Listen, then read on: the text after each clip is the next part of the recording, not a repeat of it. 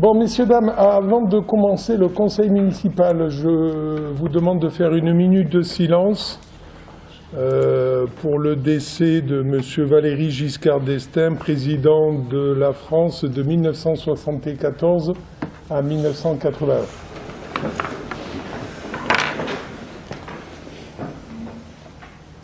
Merci.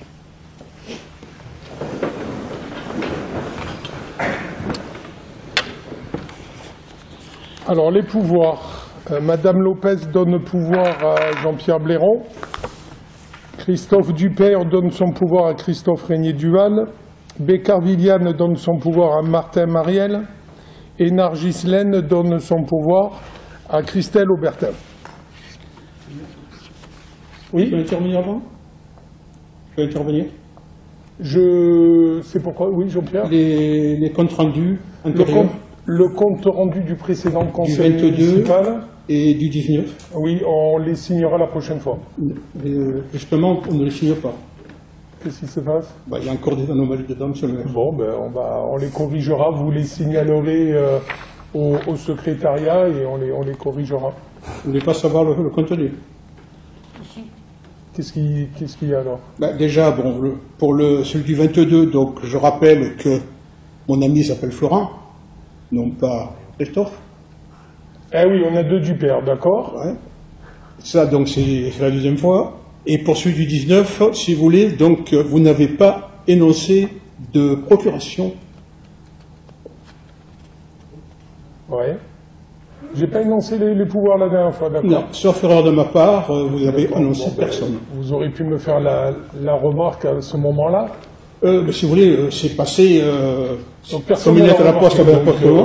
Je me suis rendu compte en relisant, en regardant la vidéo, et je me suis rendu compte, j'ai dit, tiens, justement, ok. Vous n'avez pas c'est marqué sur le compte rendu ou pas? Vous avez marqué sur le compte rendu qu'il y avait une procuration. Oui, parce que c'est obligatoire. C'est de ma faute, alors c'est moi qui ai oublié de mettre les pouvoirs, de vous donner les pouvoirs. Ok, tout à fait. Ok. Par contre, moi, vous avez vu, je l'ai dit aujourd'hui. Hein. Oui, justement. C'est vraiment un oubli. Oui. Secondo, dans l'élément 1, nous avions posé deux questions concernant donc le coût qui était concerné pour la restauration globale et autres. Vous avez répondu sur les deux, donc le coût et qui était concerné, mais vous ne l'avez pas écrit. Donc il serait intéressant quand même effectivement de réécrire ce qui est dit en délibération. Vous dites bien qu'effectivement il y aura le personnel compétent, le coût vous n'en parlez pas. Il n'y en a pas, c'est gratuit. Non, mais d'accord, mais c'est de le dire. On vous a posé une question, savoir si c'était gratuit ou pas. Vous ne répondez pas. Vous répondez oralement, vous ne l'écrivez pas. D'accord. La réponse de Mme Aubertin n'est pas sur le compte rendu? Si. Quelle est la réponse de Mme Aubertin? Nous souhaitons, donc Mme Vandal vous a posé une question, oui. Savoir s'il y avait un coût et qui était concerné. Vous ne répondez uniquement en écrit que sur le personnel concerné, vous n'écrivez pas que le coût est gratuit. D'accord, ok. Après, nous avons encore des soucis avec l'adoption, donc à majorité ou pas. En paragraphe 6, nous avons deux lignes. Alors, une ligne qui dit adopter à la majorité, et puis enfin, on a une autre ligne qui dit adopter à la majorité. Donc, je sais pas, c'est des copies-collées qui doivent se faire, et c'est dommage que ce ne soit pas relu, parce qu'on se retrouve donc dans le point numéro 6 avec des votes différents. D'accord, c'est peut-être pour ça qu'on ne le signe pas aujourd'hui alors. Peut-être que nos services ont dû remarquer qu'il y avait des erreurs. Voilà. Parce qu'ils nous ont pas donné le compte rendu. Donc ça, je verrai avec les services dès demain. Merci, monsieur le maire. Merci pour les remarques. Une petite question. Oui. Apparemment, j'ai le pouvoir de Stéphanie Vandal. Je ne sais pas si ça a été... Ça nous a pas été signalé. Bon, ben ça va. Mais on l'a pas reçu. Alors, moi, est-ce qu'elle a envoyé son pouvoir très tard? Moi, je m'a averti à 16h. Comment? À 16h, j'ai été averti à 16h par téléphone. D'accord. D'accord, plus Vous avez un document, on va le mettre, il n'y a pas de souci. Et on va essayer de ne pas l'oublier sur le compte rendu. Voilà, qu'elle était souffrante, donc elle... Donc qui c'est qui a le pouvoir de Mme Vandal? C'est moi. Ok. On va passer, alors ce soir nous avons 4 délibérations. Secrétaire de séance, non? On va nommer un secrétaire de séance. Moi-même. Ça fait longtemps. Romain. Donc, la première délibération, budget principal M14, ouverture par anticipation des crédits d'investissement 2021. Le rapporteur, c'est Marielle Martin.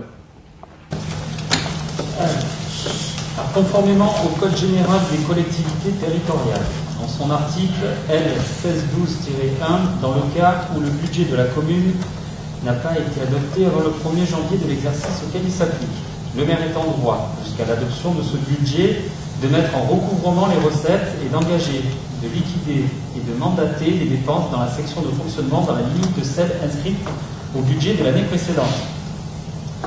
Il est en droit de mandater les dépenses afférentes au remboursement en capital des annuités de la dette venant à échéance avant le vote du budget.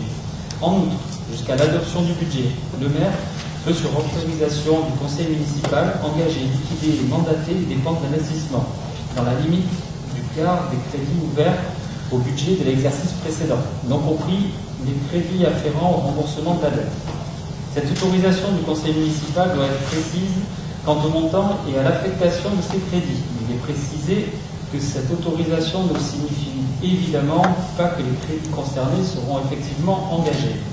Afin d'assurer une continuité du fonctionnement des services, comme lors des exercices précédents, il est donc proposé au conseil municipal de bien vouloir autoriser le maire à engager, liquider et mandater les dépenses d'investissement.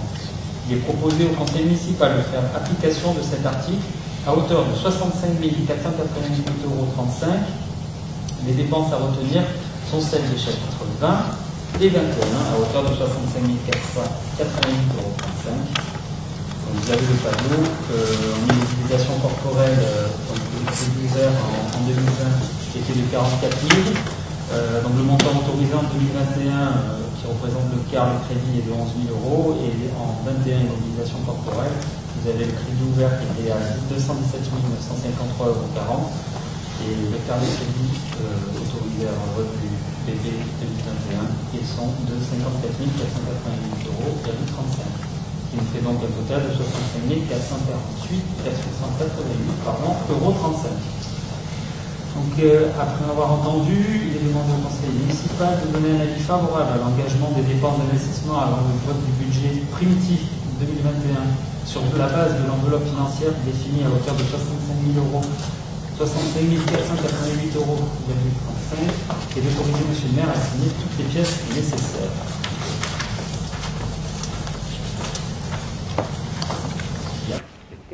Y a-t-il des questions? On va passer au vote. Qui est contre? Qui s'abstient? Qui est pour? À l'unanimité. Alors, deuxième délibération, décision modificative numéro 3, budget principal 2020. Rapporteur Marielle Martin.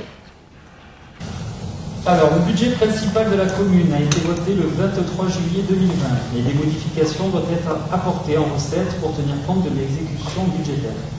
Suite à la délibération de la communauté de communes du pays réunie d'Orange, en date du 28 juillet 2020, sur la fixation libre des attributions de compensation, il a été décidé par celle-ci que toutes les communes membres verraient leur attribution de compensation diminuer de 10%, afin de pallier à l'augmentation des charges dues au départ des communes de Sorgues et d'Élarigue en 2017.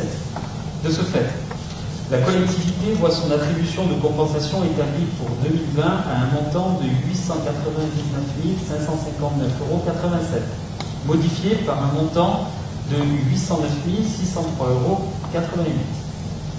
Vous pouvez voir l'annexe délibération de la CCPRO. Soit une diminution de crédit à la section de fonctionnement recettes au compte 73 211 de 89 955,98 €. De plus, pour faire suite aux réévaluations par l'État des différentes recettes de fonctionnement, impôts, taxes et dotations, l'Assemblée délibérante est informée qu'il est nécessaire de modifier le budget primitif de 2020 de la façon suivante. Donc, au niveau de compte 73 211, au niveau des attributions de compensation, l'augmentation au niveau de la recette, la diminution de crédit est de 89 957,98 €. Au compte 73 221 de FNGIR, une augmentation de crédit de 2 167 €. au niveau du compte 73 223, Fonds de péréquation ressources communales et intercommunales, et une augmentation de crédit de 10 610 €. Au compte 73 43, des taxes sur les tonnes électriques, une augmentation de crédit de 9 555,87 €. Au compte 73 81, taxe additionnelle au droit de mutation et à la taxe de publicité. 57 562 €. Et le total se retrouve à 89 957,98 € en diminution de crédit et 79 894,87 € en augmentation de crédit. À la suite, le compte 74 121 de dotation de solidarité territoriale a une augmentation de crédit de 3 818 € et le compte 74 835 en compensation au titre des exonérations de taxes d'habitation, une augmentation de crédit de 6 243,11 €. Le total des comptes 74, dotation, subvention et participation, s'élève à une augmentation de crédit de 10 061,11 €. Le conseil municipal est donc invité à approuver la décision modificative. Et après avoir entendu les demandes au conseil municipal de donner un avis sur la décision modificative numéro 3, telle que figurante sur le tableau ci-dessous, d'inscrire le crédit au budget et d'autoriser M. le maire à signer toutes les pièces nécessaires. Si vous avez des questions à ce sujet. On va passer au vote. Qui est contre? Qui s'abstient? Voté à l'unanimité. Délibération numéro 3. Adoption du plan de zonage d'assainissement. Rapporteur Jean-Pierre Jacquin. Alors, l'article L 2224-8 du Code général des collectivités territoriales, modifié par la loi numéro 2006-1772 du 30 décembre 2006, précise que ce sont les communes qui sont compétentes en matière d'assainissement des eaux usées. Toutefois, depuis le 1er janvier 2019, la communauté de communes du Pays réuni d'Orange est en charge de la compétence assainissement. Elle a engagé un schéma directeur d'assainissement, SDA, qu'elle a confié au bureau d'études CEREG, dans le but de constater les anomalies sur le réseau et le traitement des eaux usées, ainsi que d'analyser la station existante sur le territoire de la commune. Ce travail d'analyse est porté aussi bien sur le réseau d'assainissement collectif que sur la partie assainissement non collectif. Ce schéma s'est décomposé en un certain nombre de phases: diagnostic, mesures sur le terrain et analyse, plan d'action et en dernier lieu, la remise à jour du plan de zonage d'assainissement. L'article L 2224-10 du CGCT impose aussi aux communes de définir un zonage d'assainissement qui doit délimiter les zones d'assainissement non collectif et les zones d'assainissement collectif. Pour ce qui touche à l'assainissement autonome, la compétence a été déléguée par la CCPRO au syndicat mixte des eaux région Rhône-Ventoux. Il gère le service public d'assainissement non collectif qui s'appelle le SPANC. Aussi, pour définir avec précision les secteurs de la commune pour lesquels chacun des différents systèmes de traitement des eaux usées doivent être mis en œuvre, un plan de zonage d'assainissement a été élaboré sur la base d'éléments techniques. Ce plan, ainsi que le mémoire justificatif, ont fait l'objet d'une enquête publique qui s'est déroulée du 9 décembre 2019 au 10 janvier 2020 en mairie de Cadrousse et pour lequel le commissaire enquêteur a rendu un avis favorable.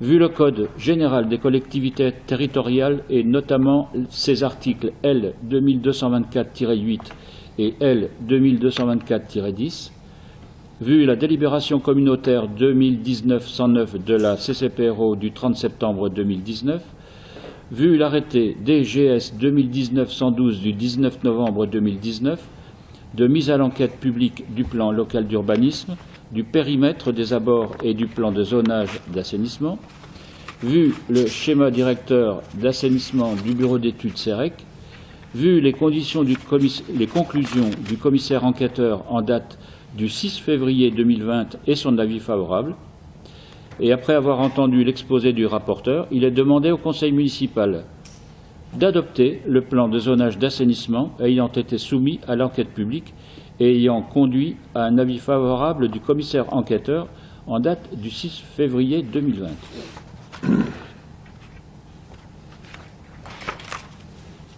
Y a-t-il des questions? Oui. Si je peux me permettre sur la conclusion motivée qui a été faite, je la trouve très succincte et qui ne représente pas du tout la réalité de notre village. Parce que donc c'est un brassage de certaines données. Quand on annonce il y a à peu près 50, il doit y avoir 50 maisons aux îlots et autres, pour moi ça fait léger comme rapport. On ne parle pas, disons, d'entreprise, on ne parle pas admettons, de l'hôpital, de la maison de retraite, on ne parle pas de l'ADAPI, qui est aujourd'hui une blanchisserie. Il n'y est plus à la blanchisserie. Je trouve que ce rapport est léger pour avoir une conclusion qu'on donne un avis favorable. Alors, vous avez... Avec des erreurs, on annonce 12 postes de relevage. Je suis désolé, mais je connais le village, je ne sais pas où sont ces postes de relevage. Alors, ces points ont fait l'objet, on va dire, d'une vérification sur le terrain. Il y a des éléments qui viennent aussi du fermier, qui ne sont pas toujours très justes, je vous l'accorde. Au niveau du plan de zonage, il faut bien comprendre une chose, c'est qu'on définit à la parcelle, je dis bien à la parcelle, un secteur sur lequel on va prendre l'assainissement collectif, c'est plus facile. On définit une zone sur laquelle il existe un réseau d'assainissement et où il est compatible avec les nouvelles maisons qui peuvent s'y raccorder. Quand je dis compatible, c'est au niveau capacité, charge utile de la station, et puis au niveau charge aussi hydraulique de la station. On ne peut pas étendre à outrance le réseau public collectif, donc on définit clairement un secteur en fonction des possibilités de traitement de la station. À partir de ce niveau-là, tout ce qui est à l'extérieur de la zone collective est considéré comme d'assainissement non collectif. Voilà. Je ne conteste pas du tout ça. Ce que je conteste, c'est de la façon dont le cabinet CEREG a mené son enquête. Je trouve que c'est vraiment passer au-dessus de certaines choses. Et pour arriver à la fin, pour dire ce qu'ils disent, la station est viable.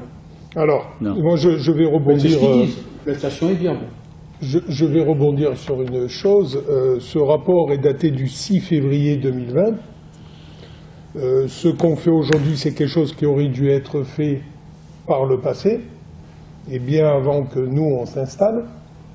En ce qui concerne la station d'épuration, elle a été faite en 1977. Donc, si on compte bien, elle a 43 ans. Oui, bien sûr. Cette station d'épuration, ça fait au moins 15 ans qu'on aurait dû réfléchir pour savoir ce qu'on pouvait en faire. Ça a été un des premiers dossiers que j'ai présenté, moi, au niveau de l'Interco. Nous travaillons actuellement, on a nommé un bureau d'études, on a commencé à trouver des subventions avec l'agence de l'eau. On arrive pour le moment à 50% de subventions. C'est un projet de 1,4 million qui va être financé par l'Interco. Et ceci sera du moins construit sur notre commune au niveau de la station d'épuration actuelle, en remplacement, c'est-à-dire on va faire une station d'épuration à côté de celle qui existe en ce moment, parce qu'on ne peut pas se passer de station d'épuration. Donc ce dossier, moi, il me tient à cœur, parce qu'on est sous-équipé. De plus, nos boues vont dans le Rhône, même si en 2000, on a dévié les boues parce qu'elles passaient dans la Lonne, on les a mises côté Rhône. C'est les seuls travaux qu'il y a eu en 2000. Donc aujourd'hui, on constate qu'on pollue, on n'est pas satisfait et on n'a rien fait en termes d'investissement depuis ces 15 dernières années. Donc moi aujourd'hui, ce rapport, bon, dont acte, c'est un rapport d'experts. qui date de février 2020. Bon, Jean-Pierre Jacquin, qui est bien au courant de ce dossier-là, il a pris en main, parce que ce rapport, c'est la synthèse de 3 bouquins comme ça.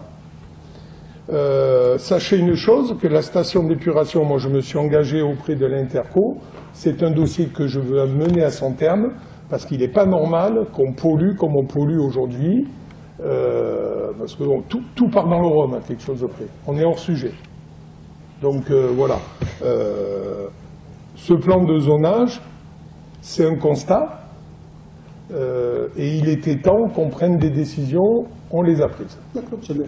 Je ne suis pas du tout contre le plan de zonage. Je suis contre ce dossier qui a été présenté. C'est un résumé d'experts. C'est un résumé d'experts. C'est même pas faire. Voilà. C'est un résumé d'experts, mais c'est un résumé aussi de clauses techniques qui sont assez volumineuses. Si vous voulez en prendre connaissance, elles sont à votre disposition. Mais aujourd'hui, le constat que nous faisons, c'est que nous polluons et durant 15 ans, on n'a rien fait. Aujourd'hui, on va faire. Après, il faut dire, monsieur le maire, que tous les étudiants, que tous les bouts partaient dans la loi de En grosse partie, quand on voit l'état des lieux... Les bouts étaient quand même traités. Alors, le problème aujourd'hui, c'est que notre station partent à l'extérieur, c'est faux. Non, mais le problème, c'est que notre station aujourd'hui... Elle est obsolète, je le reconnais. Elle n'est plus aux normes. C'est pas ce que dit le rapport. Comment? C'est pas ce que dit le rapport. Mais le rapport, c'est une synthèse. Oui, le rapport, il est à votre disposition à la mairie, vous pouvez le consulter, il n'y a aucun souci, et vous allez voir. Bon, après, techniquement, ça ne fait pas partie de mes compétences techniques, mais il est vrai que ce rapport, la synthèse, certes, mais le rapport, allez prendre connaissance de ceci, vous allez voir ce que nous avons dénigré durant des années. Est-ce qu'on a répondu à votre question? Est-ce que vous avez d'autres questions? On va passer au vote. Qui est contre? Qui s'abstient? Voté à l'unanimité. Délibération numéro 4. Alors, c'est une décision modificative du budget principal 2020. Le rapporteur, Marielle Martin. Le budget principal de la commune a été voté le 23 juillet 2020. Les modifications doivent être apportées en dépenses de fonctionnement pour tenir compte de l'exécution budgétaire. Une échéance concernant l'emprunt numéro 0701948 contracteur 2010 pour travaux divers présentera sur le compte de la commune le 17/12/2020. Les crédits sont suffisants pour rembourser le capital, cependant il manque de fonds pour les opérer prévus à l'échéance. Nous devons procéder à un virement de compte à compte dans les chapitres différents dans la section de fonctionnement. Donc, dans la section de fonctionnement, le compte 611 du contrat de prestation de service, d'une diminution de crédit en dépense qui va aller en augmentation de crédit sur le compte 6611 en intérêt réglé à l'échéance. Le conseil municipal est donc invité à approuver la décision modificative et après l'avoir entendu, il est demandé au conseil municipal de donner un avis favorable sur la décision modificative numéro 4 telle que figurant sur le tableau ci-dessous et d'inscrire les crédits au budget et d'autoriser M. le maire à signer ce qui est nécessaire.